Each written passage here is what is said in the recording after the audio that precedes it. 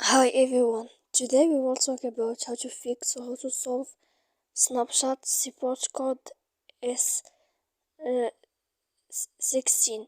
To know how to fix or how to solve Snapchat support code 16, you should just go to settings like this. We will click. After that, in this page you will go to apps, defaults, apps, settings. When you will see this list, you will go down to find the application of Snapchat and you will enter. Then in this page here you will go to click for stop. When you will end this, you will enter to storage. After that, in this page you will click clear cache.